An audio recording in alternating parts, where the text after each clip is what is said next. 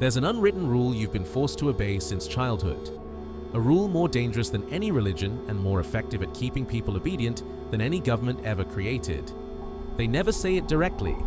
They simply feed it into you until it becomes part of your skin. Be nice, be polite, be agreeable. They tell you this makes you a good person. But what if I told you this niceness was never about morality? It was always about control. Every empire, every system, every authority that ever existed understood one truth. A polite population is an obedient population. A man scared of offending will never rebel. A man desperate to be liked will never rise. Machiavelli saw this centuries ago. He watched entire republics collapse. Not from invaders, but from men who lacked the courage to say no. Men who confused being liked with being respected. Men too soft to lead and too agreeable to survive. So he wrote something rulers feared more than any revolt. A book that dared to say, if you want to command, stop trying to be loved. The church banned it, kings condemned it because it revealed their greatest secret. That niceness is the leash around your neck.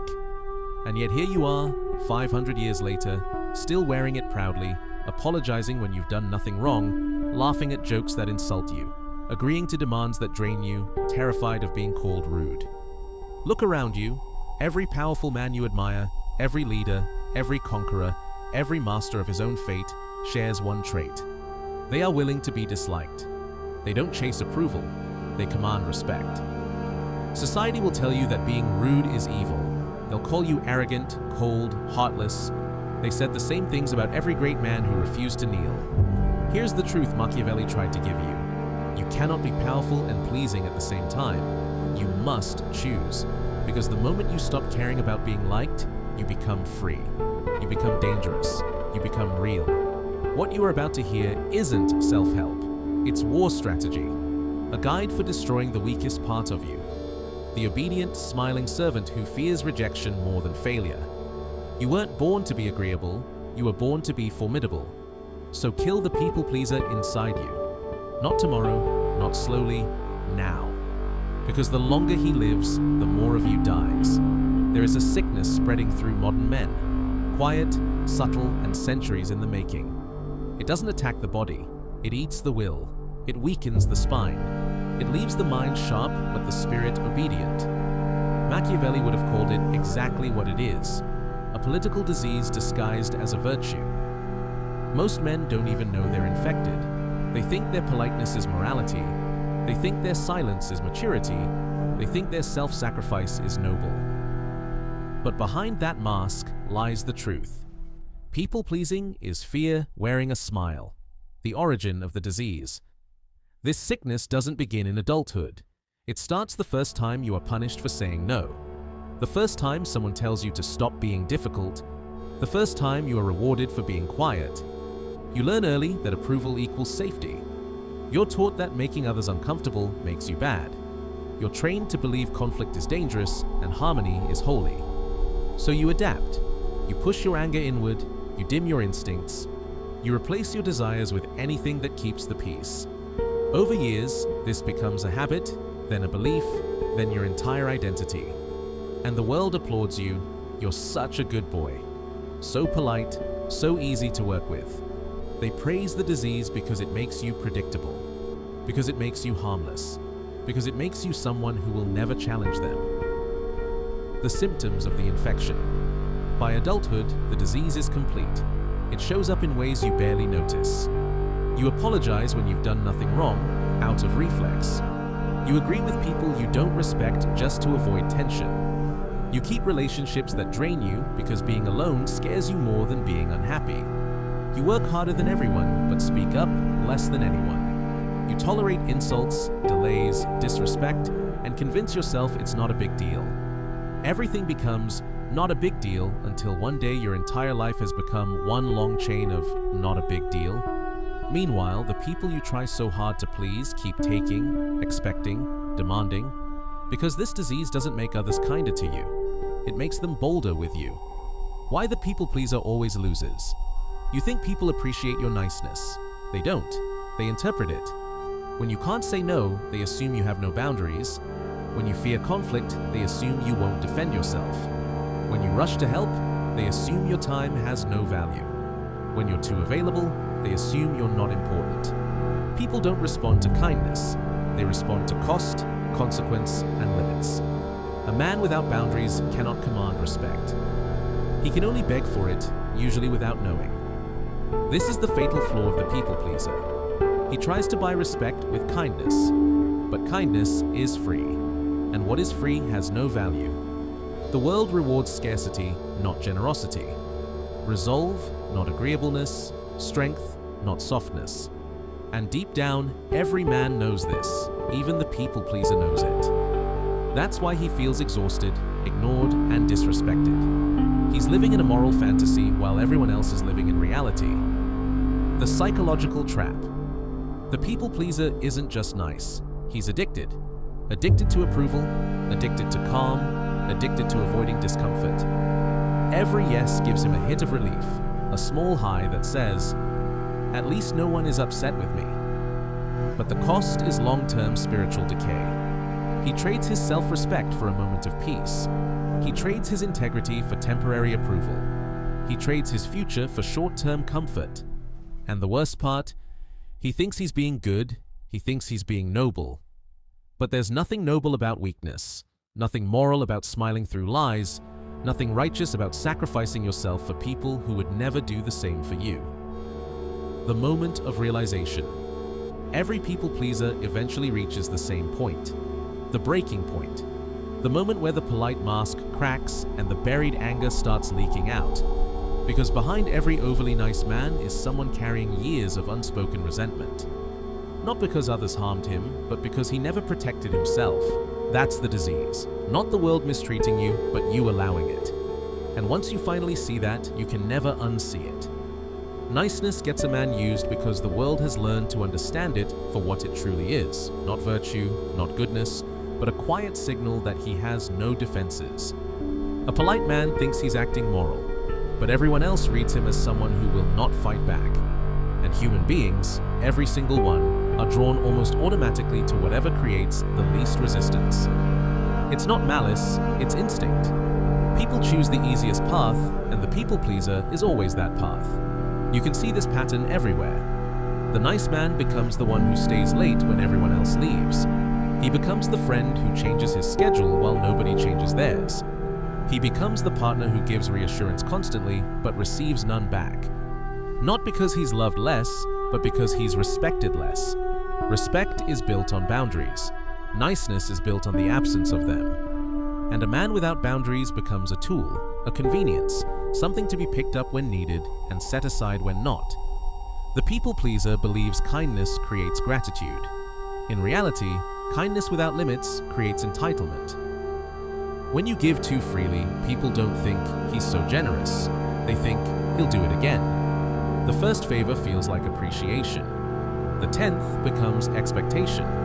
The 30th becomes an unspoken requirement. And the moment you hesitate, the moment you even consider saying no, people look at you like you broke a contract they never had to sign. Niceness conditions people. It trains them.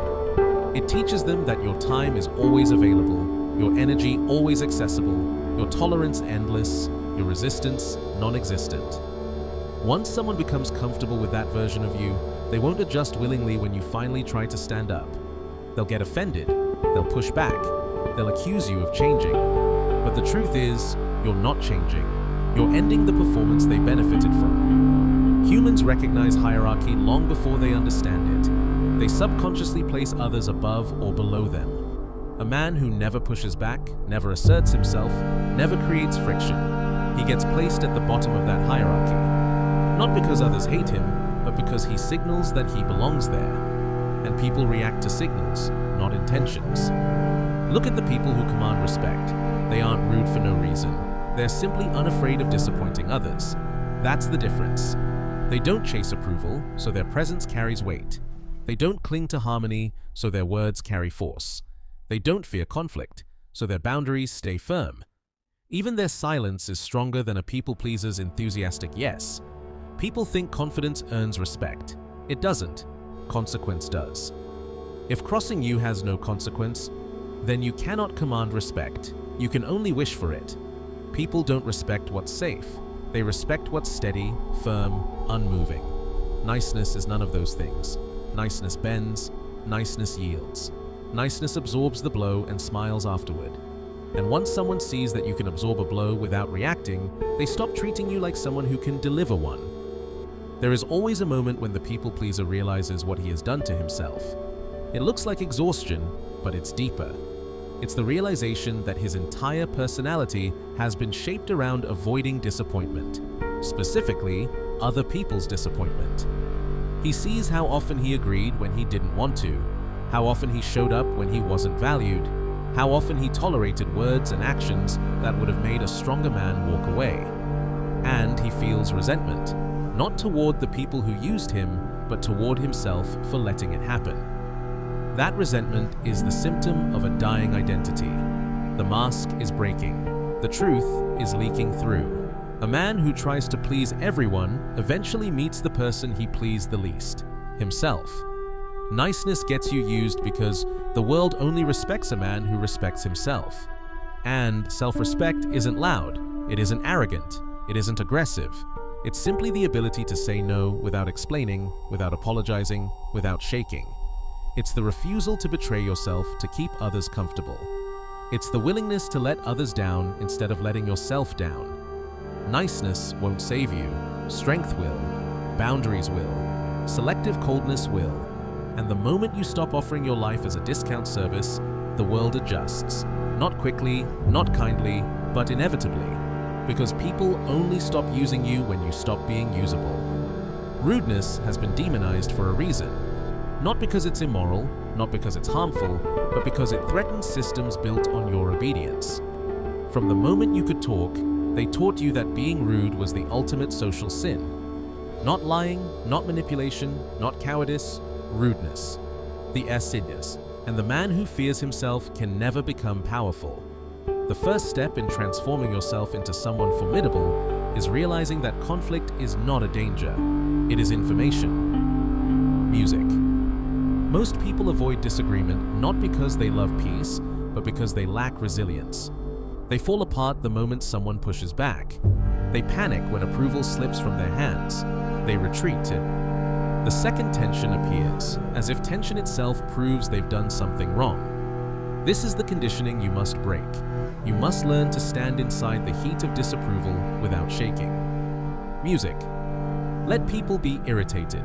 Let them misunderstand you. Let them feel disappointed. Their emotions are not your duty. Their expectations are not your instructions. Their reactions are not your weight to carry. You are not here to maintain their comfort. You are here to guard your sovereignty. Once you remove the instinct to instantly appease, something unusual happens. You start to notice how rarely disagreement becomes anything serious. People push only when they believe you will collapse quickly. When you stop collapsing, they stop pushing. What you feared was never real. The conflict was not the danger. Your imagination was. And once you face it, you see how long you lived under a spell created by your insecurity. The next stage is practicing direct honesty. Not cruelty, not emotional damage, just truth spoken without the sugar and softness you've used your whole life. Music. This doesn't work for me. I'm not available. That's not my responsibility. I disagree. These are simple sentences. Yet to a people pleaser, they feel like explosive devices. And in a sense, they are. They destroy the version of you that survived through endless softness. They break the pattern others depend on. They end the illusion that your compliance is automatic. You will feel guilt the first few times. You will feel the urge to explain yourself in long speeches, to soften your edges, to make sure no one gets offended. Do not fall back into that reflex. You are not responsible for protecting reactions. You are responsible for protecting truth. And truth requires clarity. With time, a new identity forms, one that no longer uses politeness as armor. You begin choosing silence over pleasing. Music. You begin valuing your comfort over the comfort of those who drain you. You stop volunteering for needless tasks. You stop accepting invitations out of obligation. You stop pretending to agree when your mind burns with contradiction. Music. Slowly, without dramatic announcements, you become someone shaped not by external pressure, but by internal standards. People will notice. Some will respect you more, others will resent you. Those who benefited from your softness will call you different, distant, rude, selfish. Remember this: when you stop sacrificing yourself, people call it betrayal. Their disappointment is not proof you are wrong. It is proof you finally stopped doing what was wrong. The true transformation appears when you realize that disagreeableness, the readiness to stand firm, to refuse, to confront, is the root of all power. Every strong leader, every influential figure, every respected individual shares this trait. They are willing to create friction. They do not chase harmony. They do not fear tension. They do not reshape themselves to fit the room. They expect the room to adjust to them. When you reach this state, your presence changes. People talk to you differently. They recognize your boundaries before crossing them. They treat your time as valuable. They hesitate before placing their burdens on you. They no longer assume access. They no longer assume agreement. They no longer assume compliance. You become someone who must be approached with intention, not entitlement.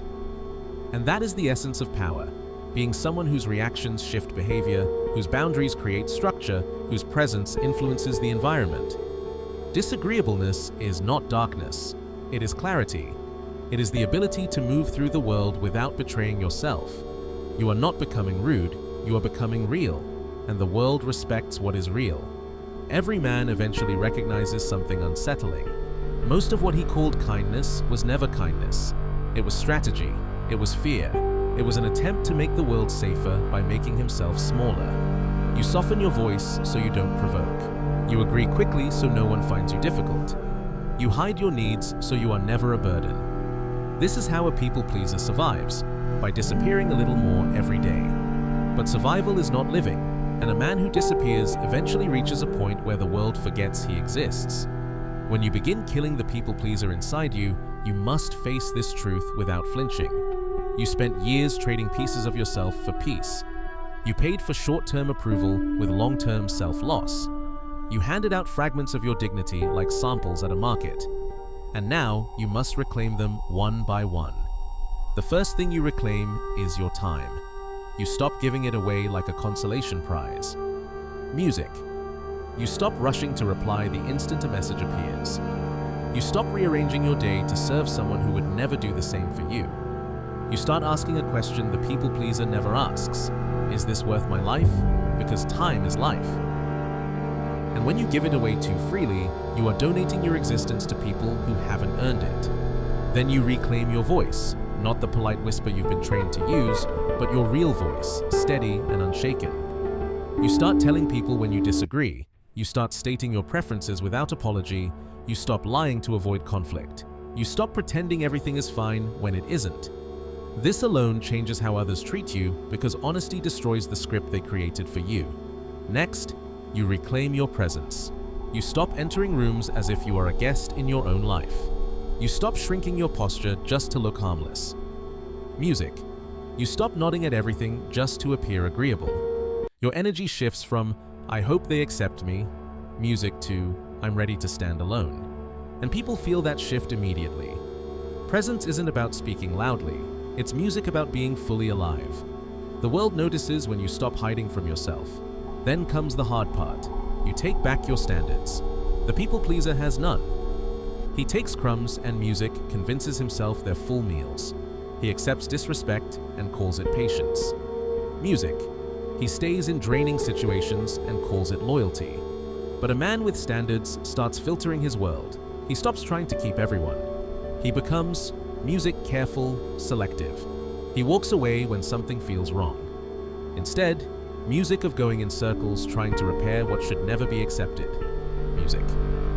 This is when people begin to pull away. Not because you turned cold, but because you stopped being music convenient. When you raise your standards, you suddenly require effort from others.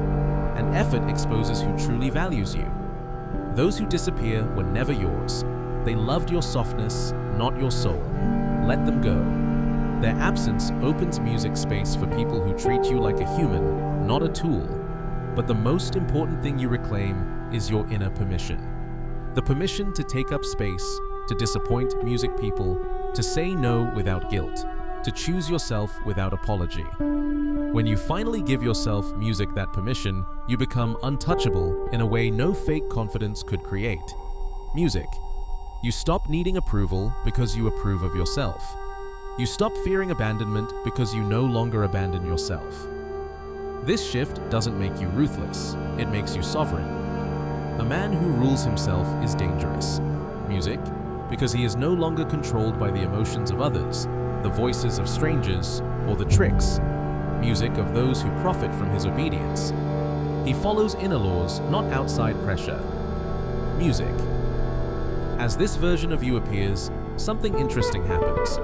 The world changes its tone. People act more careful, music more respectful, more intentional. They no longer walk into your life casually. They no longer make demands with confidence. They no longer expect your agreement. They approach with the music awareness that you have a spine now and that your spine has a price. This is where power begins. Not power over music others, but power over yourself. The man who commands himself, music, naturally commands his surroundings. And the man who commands his surroundings changes the path of his music life forever. There comes a point in your transformation when music, something subtle but strong, shifts inside you. You stop negotiating with yourself. Music. You stop asking permission from a world that never cared about your comfort, music anyway. You stop watering down your desires so others won't feel insecure. What music rises is a man who acts from a center that cannot be bent, guilted, or controlled. A man who no longer lives as a reaction to other people's emotions. Music. A man who has stepped into the dangerous freedom of being fully and unapologetically music himself. This version of you doesn't shout. He doesn't pretend. His power is quieter, steadier, sharper. It comes from the lack of fear, not certain music, the presence of aggression. He no longer wastes energy trying to be liked. He doesn't chase understanding. He doesn't capture music, soften the truth to avoid tension. He simply exists as he is, and that alone shifts the atmosphere of every room he enters. People sense music it instantly, even before you speak. There is a weight to you now, a gravity. You move like someone who no longer shrinks his presence. You don't rush to fill silence. You don't perform friendliness. You don't fake excitement. Your stillness speaks louder than your old self ever did. The world sees you differently because you no longer signal weakness. You become a mirror. People see themselves when they look at you. The strong will respect you. The insecure will fear you. Those who depended on your softness will resent you. But none of this touches you now.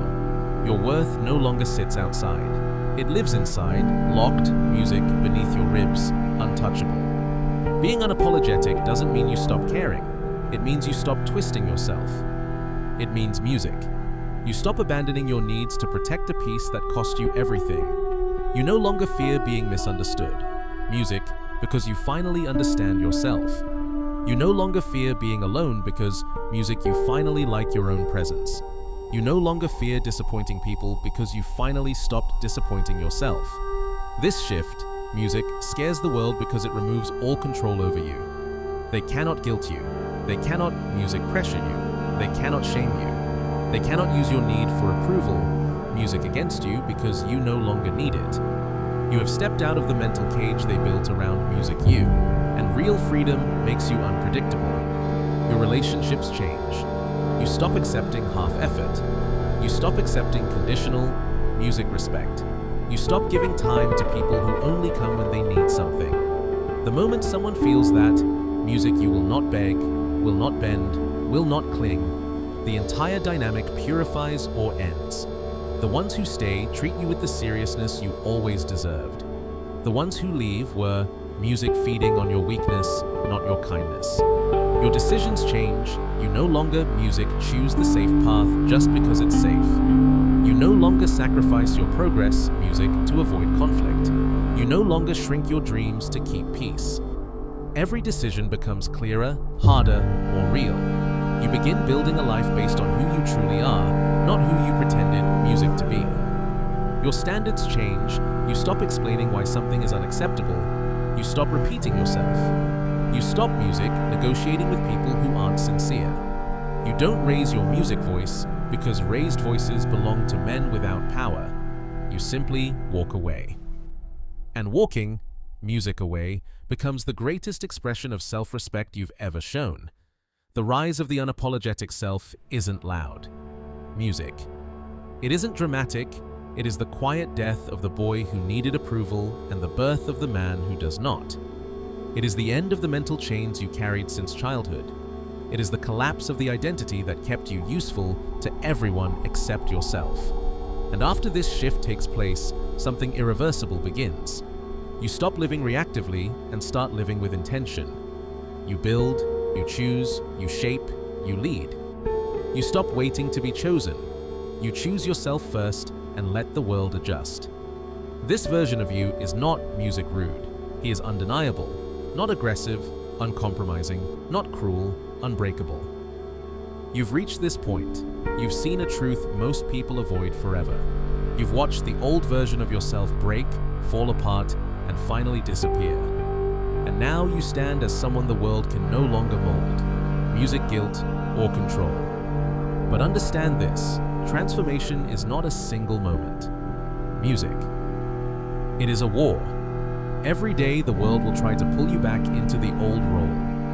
The obedient one, music, the quiet one, the useful one. You don't let them, you stay firm. Music. You guard your voice, you choose yourself first, not once, but every single music day after. Because the rise of the unapologetic self is not a temporary spark, it is a permanent shift. A statement that, from this point, music on, your life will never again be shaped by fear, approval, or expectations, only by your will. If something in this journey woke something inside you, if one music line in this message cracked the shell you were hiding in, if you felt your old self start to music shake, that means you're ready for what comes next. So do one thing, stay with me. There is more to build, more to break, more to reclaim. Music. Like the video, subscribe to the channel, and step into the next chapter with the same unapologetic force music found here today.